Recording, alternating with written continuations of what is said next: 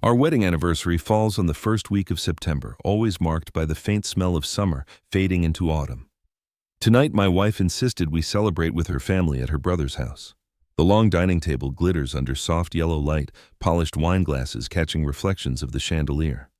In front of me sits a simple glass of red wine, but as I swirl it, it feels heavier than usual, as if the glass itself is carrying the weight of unspoken words. Her brother leans back in his chair, his silver watch catching the light. He's always been the loud one, the kind who dominates any room. The room is warm with chatter until he looks at me, eyes narrowing, and says, "You've lived off my sister long enough. You're nothing but a parasite." The word lands harder than the clinking of forks suddenly stopping. The laughter at the table freezes as though someone has turned off a switch. My wife looks down at her plate, refusing to meet my eyes.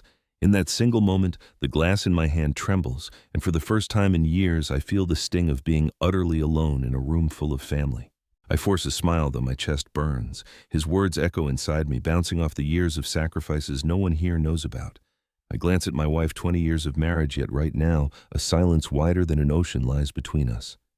My hand tightens around the stem of the wine glass, and for a moment I fear it might shatter. Some anniversaries are remembered for love, others for betrayal. This one is about to etch itself into my memory with blood-red ink. Because what he doesn't know, what none of them at this table know, is that the truth he fears most is in my hands. A truth wrapped not in rage but in silence, sharper than any blade. And that was only the beginning. Don't forget to subscribe to the channel and tell me in the comments where you're watching from. But the silence stretches on thicker than the candle smoke curling above the table. I wonder, was this really the first time he let such poison slip from his tongue? Or had I simply been too blind to notice the smirks, the lingering contempt in his voice at past gatherings? I soon realized that wasn't the worst of it. The wine glass in my hand empties faster than I realize. One moment it is half full, the next it is drained, leaving behind only a dark ring at the bottom. I stare at it for too long, tracing the thin crimson line as if it holds answers. Around me, the conversation stumbles forward again, awkwardly patched with forced laughter, but the sting of his insult lingers like smoke after a fire. I set the glass down carefully, afraid of the sound it might make.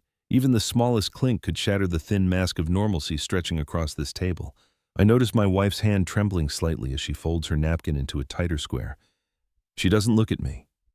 She doesn't look at him either. Her silence speaks louder than words, but not in the way I want. Her brother continues eating as though nothing happened, a smug grin tugging at the corners of his mouth.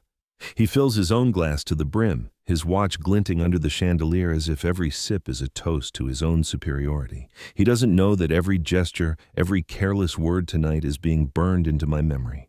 I remember reading once that in ancient Rome, poison was sometimes slipped into wine, which is why emperors drank from goblets carved from gemstone, believing they would shatter upon contact with toxins. Here I am staring into an ordinary glass, and yet I feel as though the poison has already been poured, not into the drink, but into the room itself. A cousin sitting 2 seats away tries to lighten the mood by telling a story about a neighbor's runaway dog. The details blur in my ears. I catch only fragments, laughter placed too carefully like stitches over a wound. The wine warms my chest, but inside a colder truth spreads. If my wife will not defend me here, then I truly am on my own. I lift the glass again, though it's empty, and hold it at eye level. It reflects the chandelier above, fracturing the light into small shards. It looks fragile, as if the slightest pressure could break it. That fragility mirrors something inside me, the part of myself that has been cracked but not yet shattered. In Vietnamese folklore, there's a belief that when a glass cracks on its own, it's a warning of hidden betrayal, a signal that someone close carries ill intent.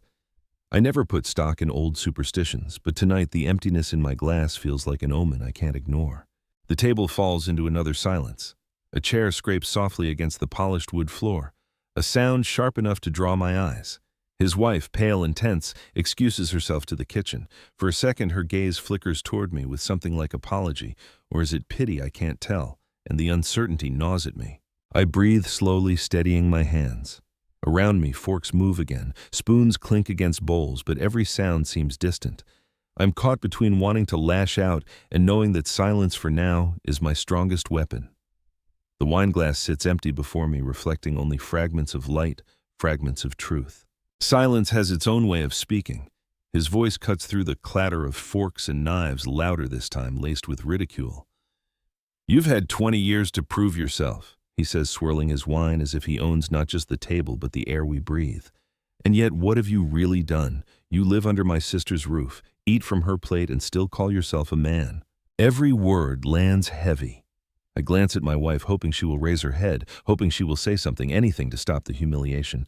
But she keeps her eyes fixed on her plate, her fingers pressing hard into the fabric of her napkin. I wonder if she even realizes how much her silence betrays me. I hear my own heartbeat steady but louder than usual.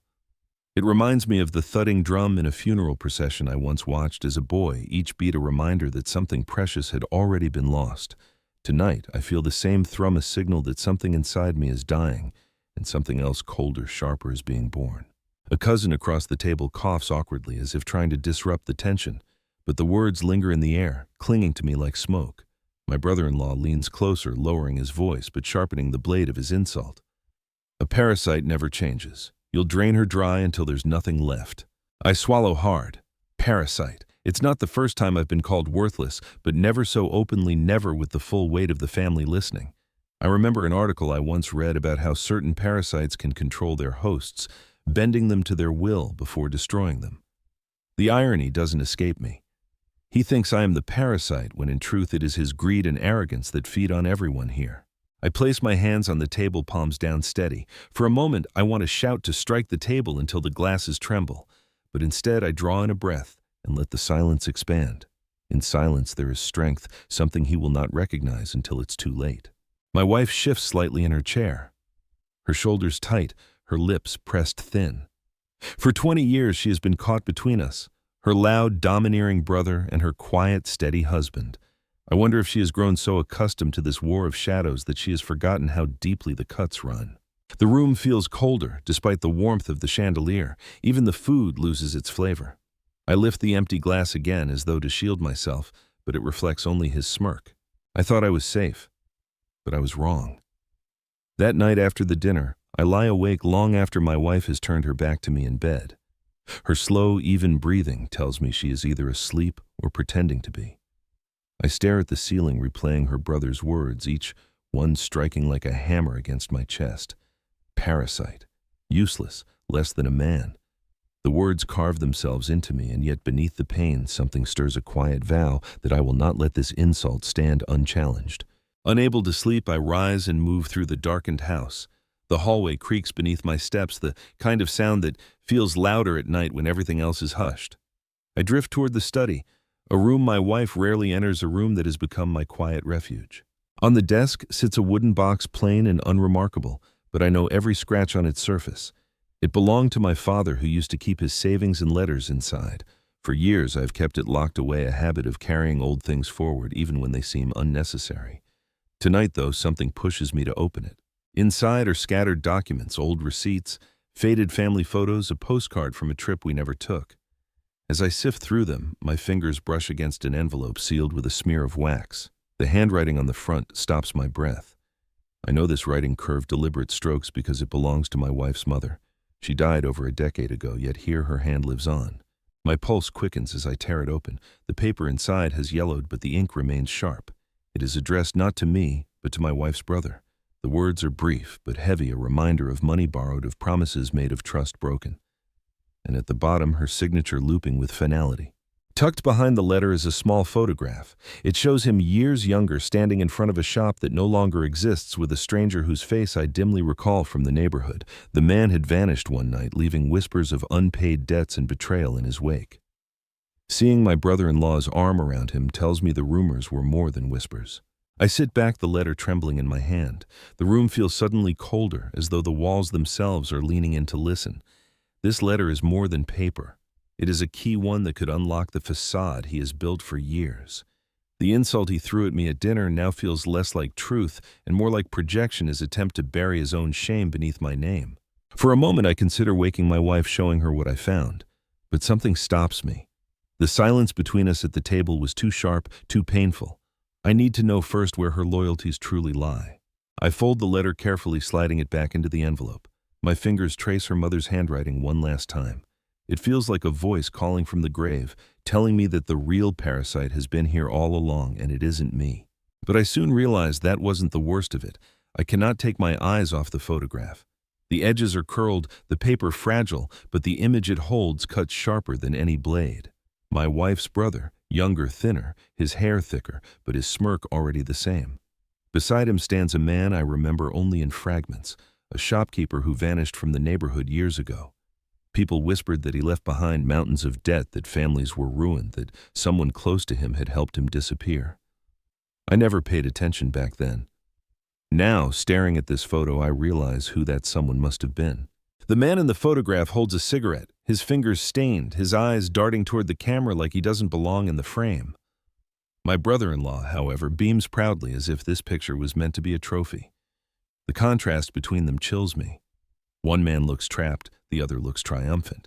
I hold the photo close to the lamp, studying the faint background details. A wooden sign hangs behind them, letters chipped but still visible. It is the name of the old pawn shop on Main Street, the one that shuttered suddenly after a scandal nobody fully explained. That shop had been the subject of gossip for months, a place where fortunes disappeared and secrets were traded like currency. And here he is, my brother-in-law, standing at its heart, smiling as though he were proud of his involvement. I slip the photo against the letter, pairing them like puzzle pieces, a debt acknowledged in writing and an image of companionship with the very man who disappeared with other people's money. Together they weave a story of betrayal far darker than the insult he threw at me across the dinner table. I lean back in the chair, running my hand across my face. My mind drifts to something my father once told me. A photograph is a witness that never lies, even if people do. He collected old photos from flea markets, believing they carried hidden truths about strangers. I used to laugh at his habit, but now, holding this picture, I understand what he meant. I wonder if my wife knows, if she has seen this photograph, if she has read the letter, if she has carried this secret all these years, protecting her brother while I sat at dinner swallowing his insults. The thought stings more than his words ever could. The house creaks as the wind presses against the windows. I sit in the dim light, the photograph burning a hole in my hand.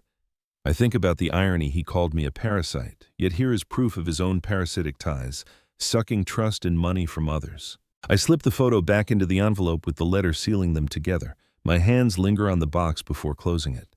These pieces of paper feel heavier than stone, but I know they are only the beginning of something larger, something I cannot yet see.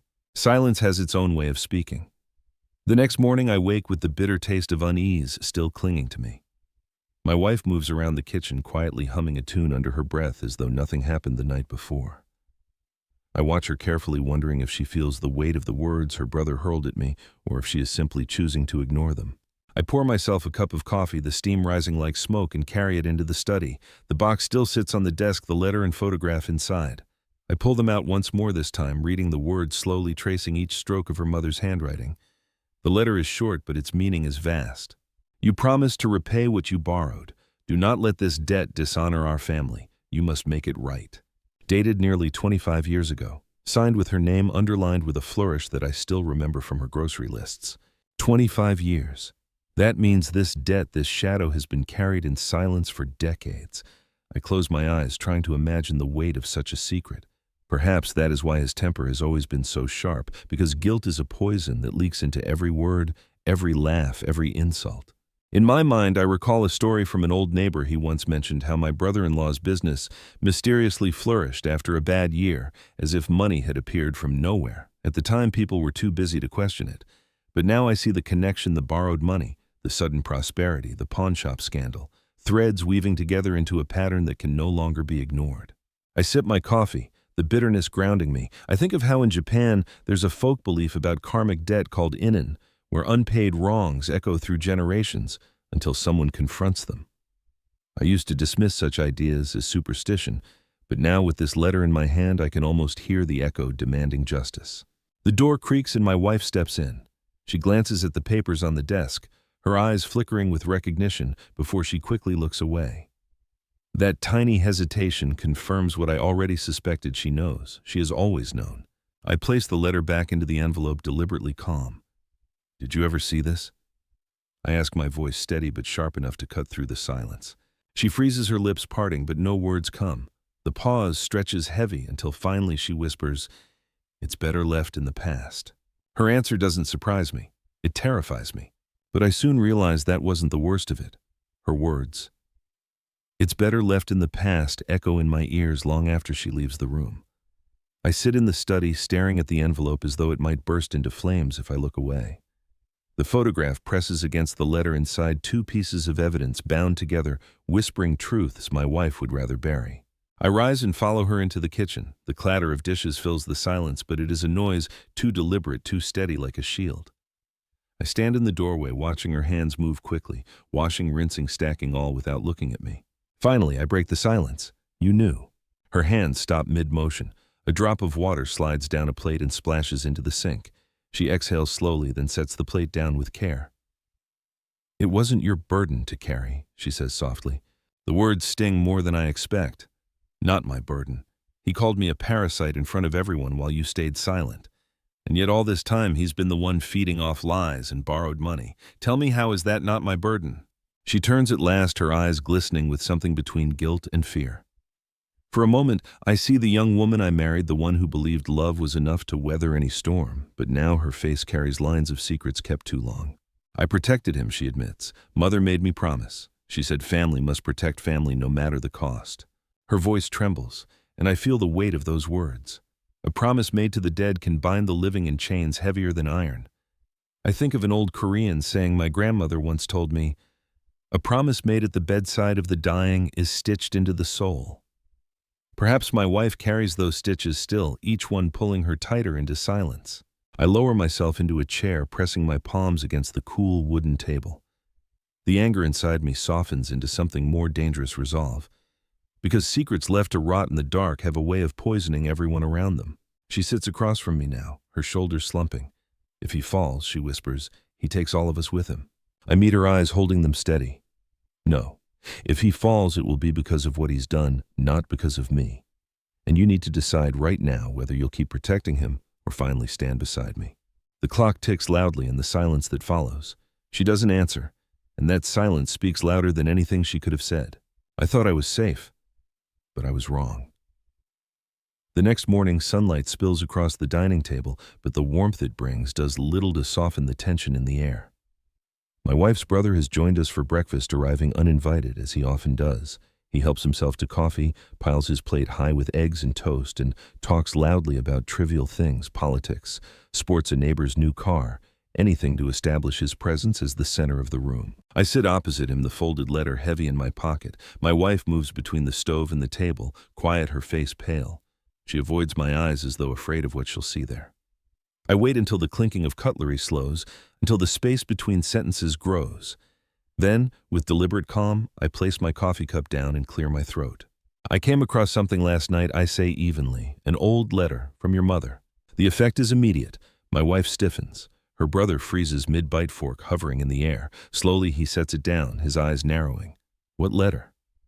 His voice carries a thin edge like glass about to crack. I pull the envelope halfway out of my pocket, letting just enough of the yellowed paper show. "One that speaks of debts," I reply, my gaze fixed on him. The silence that follows is thick, pressing down on us. The ticking of the wall clock grows impossibly loud. My wife fidgets with her napkin, her fingers trembling. His laugh comes too quickly, too forced. "You must be mistaken. My mother never wrote such a thing." But the flicker in his eyes betrays him. It is the same flicker I saw in the photograph, an unguarded moment when truth slips through the cracks. I lean forward slightly, keeping my tone calm. Funny thing about handwriting, it doesn't lie, unlike words spoken at a dinner table. He grips his coffee mug too tightly, knuckles whitening. A drop of liquid spills over the rim. For once, he has no clever insult ready, no smug smile. The family portrait of control and dominance falters, and beneath it I glimpse fear. I let the silence stretch. It is not anger that fuels me now, but patience. In law, I once read silence in the face of accusation can be as telling as a confession. He may not realize it, but every second he refuses to answer strengthens my case. Finally, he pushes back his chair with a screech. "I don't know what lies you think you've uncovered." He snaps, his face flushed. "But you'd better keep them to yourself. Family matters are not for outsiders." Outsider. After 20 years of marriage, I'm still that to him. But this time his words do not wound me. They steel me. Because in my pocket I hold proof that I'm not the parasite he is. Silence has its own way of speaking. I wait 2 days before I take the letter and photograph out of the house. Carrying them in my pocket feels like walking with a flame too close to my chest, dangerous if left unchecked. I know I cannot confront him alone. Words can be twisted, denied, laughed away. But paper has weight. The lawyer's office sits on the corner of a narrow street, an old building with creaking stairs and windows that let in thin stripes of morning sun. Inside, the air smells faintly of ink and old leather. Mr. Han, my father's longtime friend, greets me with the same calm eyes I remember from childhood. His hair has gone white, but his voice carries the same steady warmth. "What brings you here so early?" he asks, motioning for me to sit. I place the envelope on his desk, sliding it forward with deliberate care. "I need to know if this means what I think it means." He adjusts his glasses, unfolding the letter gently as though it were a fragile relic. He reads in silence, lips pressed into a thin line. Then he studies the signature, the date, the ink that has faded but not vanished. Next, he examines the photograph, leaning close to the faint sign in the background. When he finally looks up, his eyes are sharper. "This is no ordinary letter," he says. "It's a written acknowledgement of debt, legally binding even after all these years. If he never repaid what he borrowed, this could unravel everything he owns." I feel my chest tighten, and if my wife knew. He pauses, weighing his words. Then she too carries the burden. Silence doesn't erase a debt, it only delays the reckoning. The clock on the wall ticks steadily, each sound echoing like a drumbeat of truth. I picture my brother-in-law's smug face, the way he hurled the word parasite at me without shame. If Mr. Han is right, then it is he who has been feeding off others, building his comfort on a foundation of lies. "Keep this safe," the lawyer warns, sliding the envelope back toward me. "Evidence like this has a way of disappearing when people realize its power. If you choose to confront him, do it wisely." I tuck the papers back into my jacket, my hands steady now. The weight no longer feels like a flame, it feels like armor.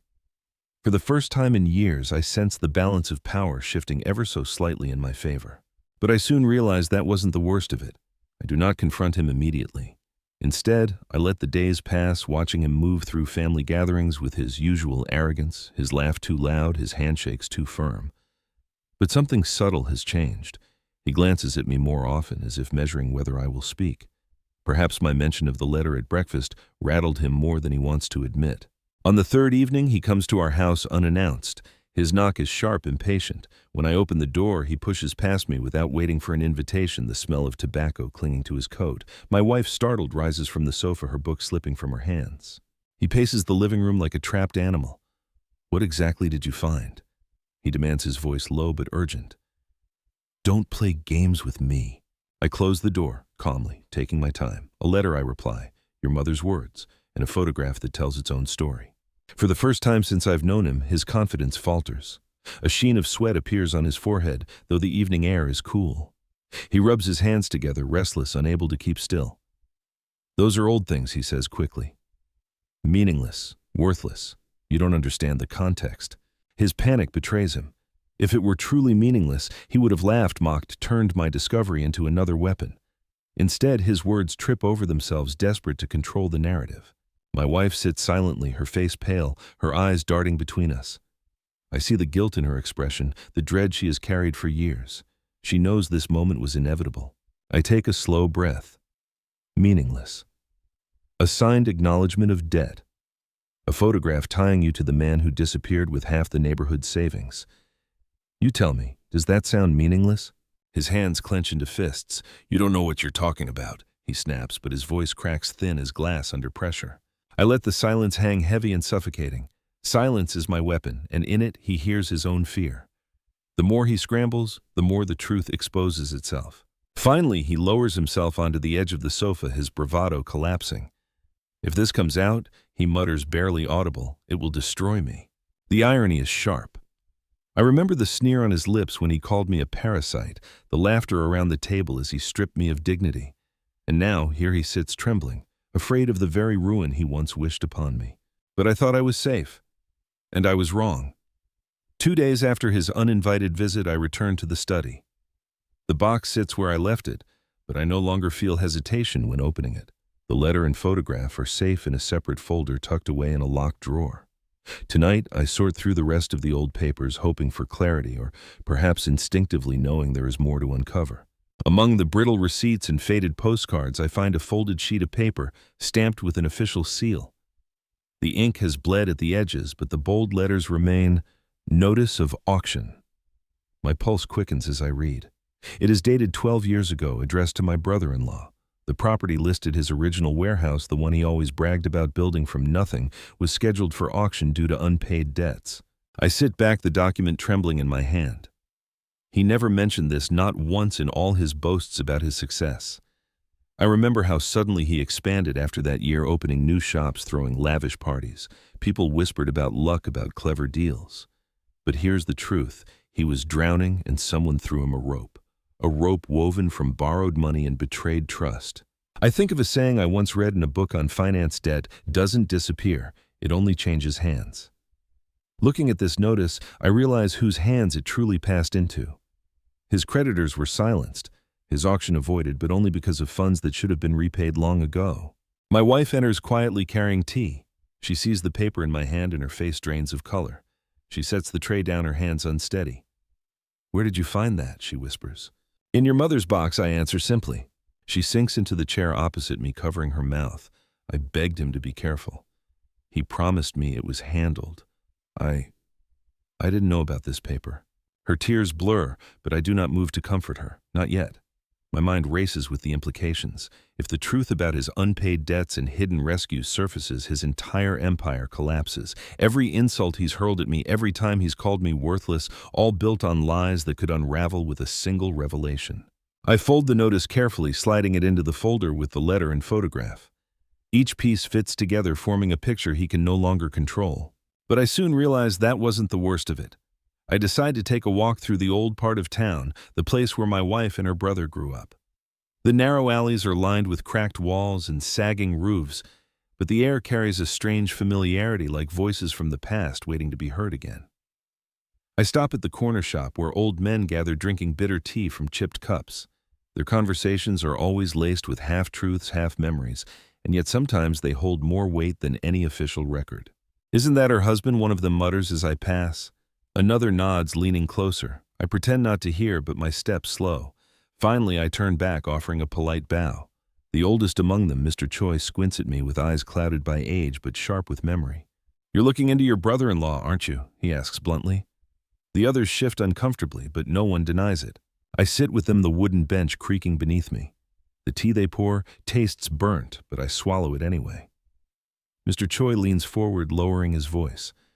"I remember the pawn shop scandal. People lost everything: savings, heirlooms, even wedding rings. And who was always seen with the owner before he vanished? Your wife's brother. Everyone suspected it, but no one dared speak too loudly. His mother was respected, and his sister, well, she was loyal to the end." The men nod, their faces lined with bitterness. One adds, "We said nothing because we had no proof, but everyone knew. He walked away richer while the rest of us were left poorer." Their words sting, not because they surprise me, but because they confirm what I already feared. The letter, the photograph, the auction notice. Each piece of evidence fits neatly with these whispers. Truth does not always announce itself. Sometimes it hides in the spaces between rumors, waiting for the right ears to listen. I thank them and stand, the old men watching me with a mixture of pity and curiosity. As I walk away, I recall an old Vietnamese proverb, "Loi don, nhu ja không the nhưng nghe." Gossip is like the wind. You cannot see it, but you can feel its direction. Today it blows straight at my brother-in-law.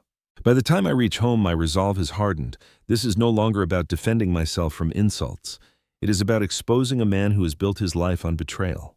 Silence has its own way of speaking. That night, after I return from the village, I find my wife sitting alone in the living room. The lamp casts a weak yellow glow across her face, highlighting the lines of worry etched deep into her skin. She doesn't look up as I enter, but I know she's been waiting. I place the folder on the table between us. The letter, the photograph, the auction notice. The sound of the clasp clicking open is louder than it should be. She flinches, as if the truth itself were a knife drawn from its sheath. "You knew," I say quietly but firmly. Her lips tremble. She tries to speak, but no words come. I push the letter toward her. "This is your mother's handwriting. You must have seen it before." Finally, her eyes brim with tears. She nods just once. "I knew," she whispers. "I knew everything." The words sink into me like stones dropped into deep water. For how long? She clasps her hands tightly together, knuckles white. "Since before we married. He He begged me to keep it secret. Mother made me promise too. She said protecting family meant protecting him. She said if it ever came out, our family name would be ruined. Her confession twists something inside me. 20 years, 2 decades of silence. 2 decades where I bore his insults, his arrogance, believing myself small, while she carried the truth locked inside her. I leaned back, feeling the weight of betrayal not from him this time, but from the woman I trusted most. So while he called me a parasite, you let me believe it. Her tears spill freely now. I was afraid. Afraid of losing you. Afraid of breaking my mother's last wish. Afraid of watching my brother destroyed. The room falls silent. I hear only the ticking clock each second cutting into the fragile space between us. I think of a peculiar fact I once read in ancient China. Silence was sometimes considered a confession in itself if you did not deny you admitted. Tonight, her silence speaks louder than her tears. I rub my forehead, struggling to steady my voice. And what about me? For 20 years, where was your loyalty? She covers her face with her hands, sobbing. I thought I could protect both of you, but I see now. I only betrayed you. The sound of her weeping fills the room, heavy and raw. I close the folder slowly, the papers inside whispering as they press together. Betrayal has many faces, sometimes loud and cruel, sometimes quiet and drenched in tears. But I soon realized that wasn't the worst of it. The following evening, unable to shake the weight of my wife's confession, I retreat once more into the study. The folder sits locked in the drawer. But I sense there is more buried here, something left behind that neither she nor her brother intended for me to find. I pull the wooden box from the shelf again, running my fingers across its scratches. It feels as though the box itself wants to yield its secrets. This time, I check beneath the false bottom, something my father once showed me, a carpenter's trick for hiding valuables. The wood panel slides loose with a faint groan, and inside rests a small leather-bound book, its cover cracked and dusty. A bank book. I flip it open carefully. The ink inside has faded, but the entries are legible. Deposits, withdrawals, transactions made years ago. My breath catches when I see the name written neatly on the account. Mine. Not his, not hers, mine. The handwriting on the first page belongs to her mother. She opened it in my name. I scan the pages, piecing together the story. The deposits match the dates from the letter, the times her brother was supposed to repay. Yet instead of returning the money to his mother directly, it was placed into this account protected under my name, hidden where no one would think to look. I sink into the chair, the bank book heavy in my hands. All these years I thought I brought nothing into this marriage, that my place in the family was weaker than his. Yet here lies proof that I was entrusted with something greater than he ever knew. Her mother saw through him, perhaps even foresaw his ruin, and chose me instead. The irony twists my chest. He called me a parasite, yet the very bloodline he clings to placed the family's salvation in my hands. And my wife, did she know this part? Or did she believe all along that even her mother's final trust was meant to be silenced? I close the book, gently tracing the faded leather cover. A strange calm settles over me, the calm that comes before a storm. For the first time, I hold undeniable proof not only of his debt, but also of my worth. Outside, the wind rattles the window panes, whispering like a voice urging me forward. My father used to say that the truth is like water. It carves through stone slowly but surely until it cannot be stopped. This bank book is that water. Silence has its own way of speaking. The next family dinner arrives sooner than I expect. My wife insists we attend, as though clinging to the fragile illusion that normalcy can mend what is already fractured. I agree silently, but not because I believe in peace. I carry the bank book hidden inside my jacket pocket, its weight pressing against my ribs like a secret heartbeat. The table is set grandly, candles flickering, dishes steaming with roasted meats and fragrant soups. Laughter fills the air, but it is a brittle laughter, as if every voice is straining too hard. I sit quietly, eating little, watching much. My brother-in-law dominates the conversation as always, his words loud, his gestures extravagant. He brags about a new contract, boasts about expanding his business overseas. Yet his eyes flick toward me again and again like a man checking the shadows for threats. I do not speak. I simply hold his gaze long enough to make him look away. The others chatter politely, pretending not to notice the invisible current running between us. My wife serves dishes with trembling hands. She avoids both of us, trapped in the prison of her own promises. At one point he raises his glass, smirking. To family, he declares, the strongest bond of all. I raise my own glass slowly, though it remains half empty.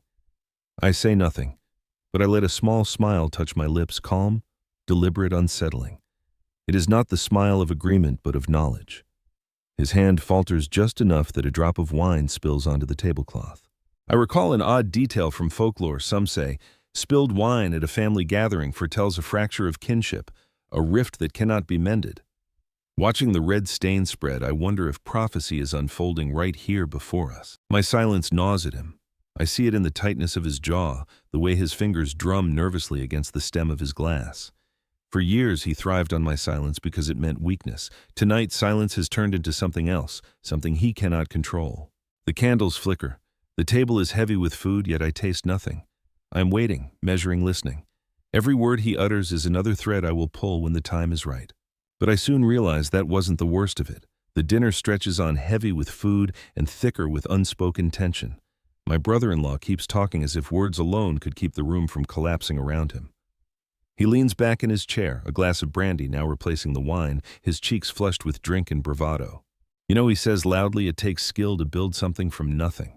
Not everyone can do what I've done. People like me, we survive anything.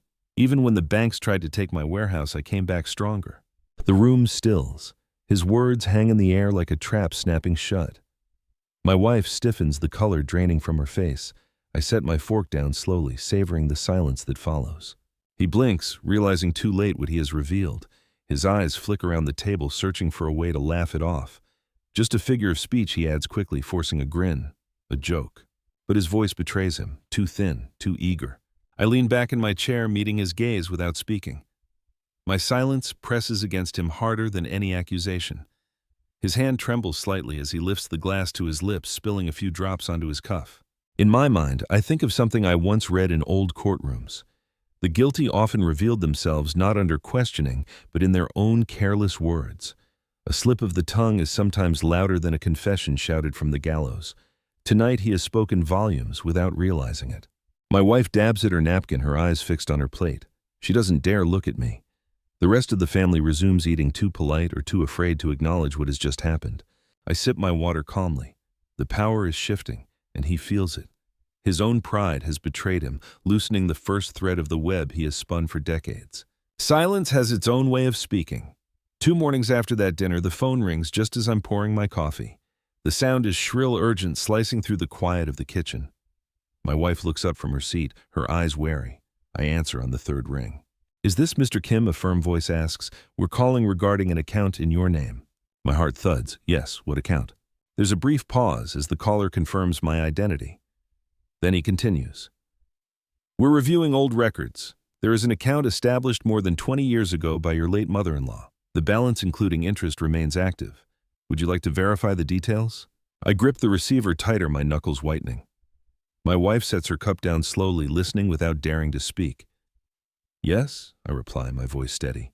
The man reads out the numbers. The sum is larger than I could have imagined, decades of interest compounding into something undeniable. Enough to cover the debts, enough to crush his empire if revealed, enough to prove that I was never the parasite he called me, but the heir of a trust stronger than his lies. I thank the caller, my voice calm though inside my thoughts are a storm. As I hang up, I notice my wife's face. Her lips are parted, her eyes wet as if the confirmation has torn down the last wall of denial. "It's true then," she whispers. "Yes," I say simply, and it changes everything. I sit at the table staring at the steam rising from my untouched coffee. It swirls like smoke dissolving into nothing. My wife lowers her head, silent. I recall a strange detail from folklore. In some cultures, steam is believed to carry prayers or secrets into the air, vanishing but never gone. Perhaps today it carries the truth into the open, where it can no longer be hidden. The phone call replays in my mind, numbers, dates, her mother's name, my name. Each detail a stone falling into place, building a wall of truth he cannot climb over. I thought I was safe, but I was wrong. The account balance echoes in my head long after the call ends. My wife hovers nearby, glancing at me as if waiting for an outburst. But there's no fire left in me, not in the way she expects. Instead, there is a calmness, a steady current flowing beneath the surface. That night I sit in the study with the documents spread before me, the letter, the photograph, the auction notice, the bank book. Each piece is a shard sharp enough on its own, but together they form a weapon no denial can blunt. I run my fingers over the worn paper, feeling its texture as though the weight of years has seeped into it. I remember something a history professor once said, True power is not in shouting, but in choosing when to remain silent. Armies fall to silence before the first arrow is loosed. Kings tremble when faced with the quiet certainty of truth. Tonight, I understand. My wife enters softly carrying tea. She sets the cup beside me, her eyes darting to the papers, then away. "What will you do?" she asks. I sip the tea slowly, letting the warmth steady me. Nothing. Yet. Her shoulders sag with both relief and fear. If you expose him, the family will shatter. The family shattered the night he called me a parasite, I reply. This isn't about revenge. It's about balance. I don't need to destroy him. His own deeds will do that. All I must do is let the truth breathe. She looks at me for a long moment, then nods faintly. Perhaps she sees the shift in me, the quiet strength that has taken root where humiliation once lived. The house is silent, except for the faint ticking of the clock. I close the folder, locking it away again. My power lies not in revealing it too soon, but in waiting until the silence itself becomes unbearable for him. Outside, the night is heavy with stillness. I walk to the window, watching the trees sway under the pale moon. Silence, I think, is not weakness.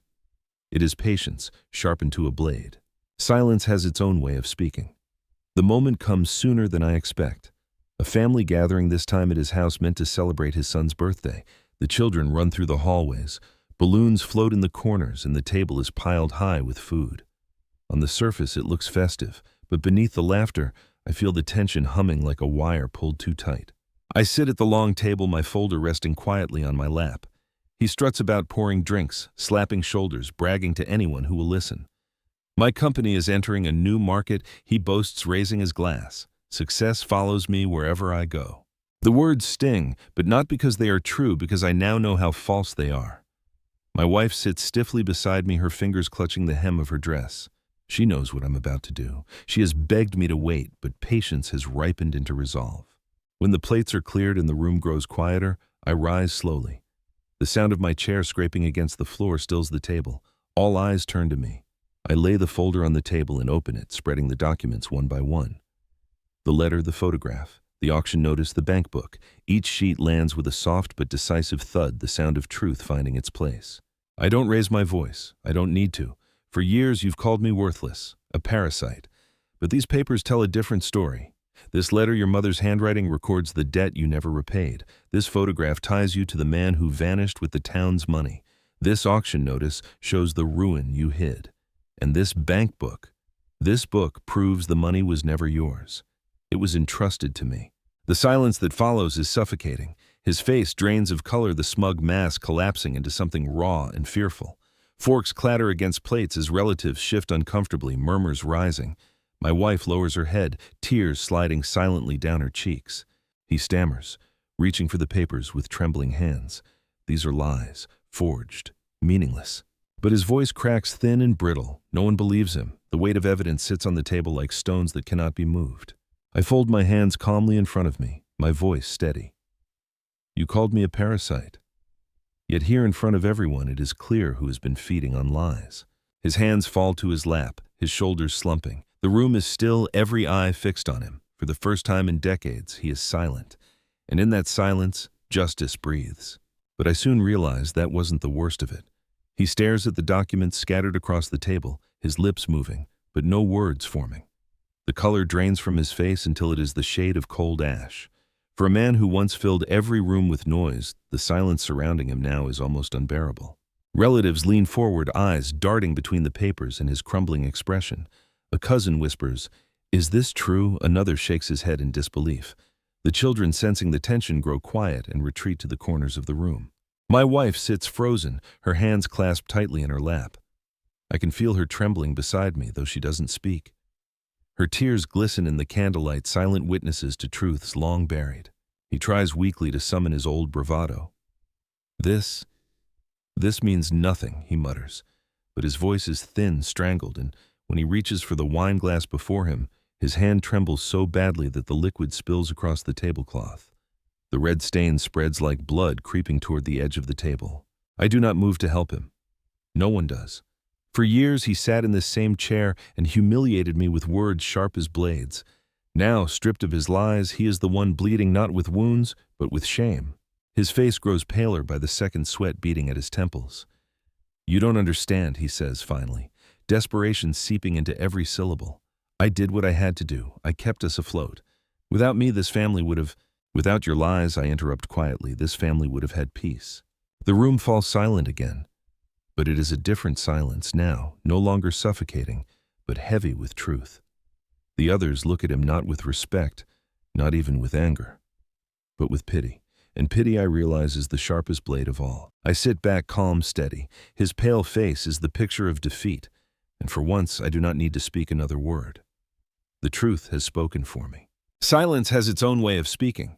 The silence shatters like glass. Relatives begin speaking all at once, voices overlapping in a storm of disbelief and accusation. Is it true, one demands? How could you do this to your own family, another cries. Chairs scrape against the floor as people stand, hands gesturing wildly, faces pale with shock. My wife covers her mouth, sobs breaking through the din. For years she had shielded him, carried the weight of her mother's dying wish, and now the burden collapses in front of everyone. Her brother sits slumped, eyes vacant. The documents spread before him like evidence in a courtroom. "You ruined us!"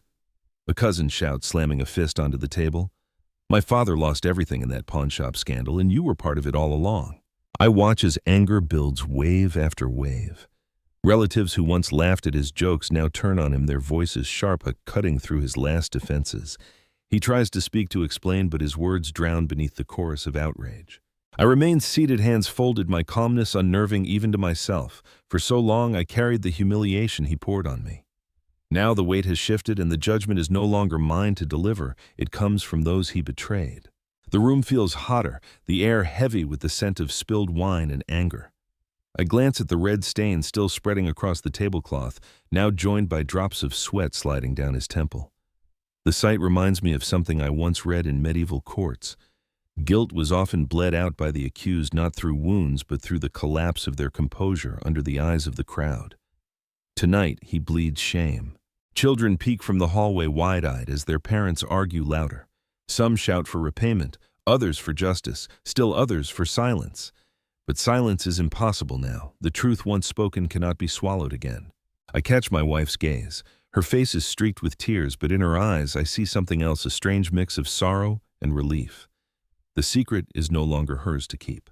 But I soon realize that wasn't the worst of it. When the shouting finally subsides, my wife rises shakily from her chair. Her eyes are red, her cheeks wet, but her trembling voice cuts through the heavy air. "Enough," she whispers, then louder enough. The room falls quiet. Even the children stop peeking from the hallway. All eyes turn to her. She presses her palms flat against the table, leaning forward as if the weight of years is pressing down on her back. "Do you think this is easy for me to sit here between my husband and my brother, watching both of them tear each other apart?" Her voice cracks and more tears spill. "For 20 years I've been afraid of losing him." She gestures toward me, and afraid of losing him too. Her eyes fall on her brother, slumped and pale. Her confession cuts deeper than any insult her brother ever spat at me. Because behind her trembling words lies the truth she has been drowning between two loyalties, trying to keep both alive while losing herself in the process. She clutches the hem of her dress as if to steady herself. I carried Mother's promise like a chain around my neck. She begged me to protect the family name, to protect him. And I thought if I stayed silent, if I just endured, maybe we could survive. Her shoulders shake. But silence is poison. And now it has poisoned everything. Her brother stares at her, his mouth opening and closing without sound. For the first time, I see regret flicker across his face, but it is too faint, too late. I want to reach for her hand, but I stay still. This is her moment, her truth breaking free after years of silence. In her sobs, I hear not weakness but release. A strange memory surfaces. My grandmother once told me that tears shed at the dinner table are omens that the family has reached a breaking point, and what follows will decide whether it shatters or heals. Watching my wife, I know we stand at that very edge. She sinks back into her chair, burying her face in her hands. The room is still again, but this stillness feels different, softer, almost mournful. I thought I was safe, but I was wrong. The following week, I return to Mr. Han's office with the folder tucked under my arm. The old lawyer greets me with a firm handshake, his eyes narrowing as he sees the contents spread across his desk. The letter, the photograph, the auction notice, the bank book, all the proof of a life built on betrayal. He studies each piece, carefully nodding. This is enough, he says at last, more than enough. His debts are undeniable and your late mother-in-law's intent is clear. She placed her trust in you. The law will recognize that. His words settle over me like a weight lifted. For years I carried the shame of being branded a parasite, yet here is justice, quiet, patient, inevitable. Proceedings begin quietly. Papers are filed, notices delivered. My brother-in-law cannot deny what has been documented. His assets are frozen, his creditors alerted. The empire he boasted of begins to crack, each lie collapsing under the weight of truth. When the news reaches the family, the reaction is mixed. Anger, relief, disbelief. Some cry out that the shame is too great. Others whisper that justice, though late, has finally come. My wife remains silent, her eyes hollow from too many nights of tears. She stands beside me, but I can feel the tremor in her hand when I hold it. Mr. Han reminds me that justice is not vengeance. The court will not humiliate him, he says. It will simply restore what was taken and ensure what belongs to you remains protected. I nod, though in my heart I know humiliation has already found him, not in the court, but in the eyes of those who once admired him. I recall a peculiar fact I once read in some ancient villages. Justice was served not with punishment, but by forcing the guilty to sit in silence while the community looked on. Shame alone was the sentence. Watching my brother-in-law's name dragged through whispers and headlines, I realize the world has not changed much. When the legal process concludes, Mr. Han slides the documents back across the desk, neatly stamped and sealed. It's done, he says. Your position is secured. His debts are his to face. You no longer carry his shadow. For the first time in years, I breathed deeply, the air free of bitterness. But I soon realized that wasn't the worst of it. The house is quiet now. The storm has passed, leaving behind a silence so deep it feels almost foreign. I sit by the window, the autumn light spilling across the floor, and I think of everything that has unraveled, the insults, the secrets, the letter that changed everything. For years I let his words define me. Parasite, useless, less than a man. I carried them like stones in my chest, believing them because no one else challenged them, not even my wife. But the truth was always there waiting. Hidden in a letter locked in a bank book whispered in the corners of the village. My wife sits across from me now, her eyes tired, but softer than they've been in years.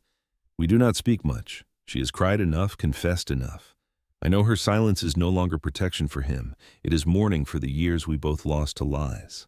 Her brother, once the loudest voice at every gathering, has fallen into obscurity. His business is fractured, his debts exposed, his pride stripped away.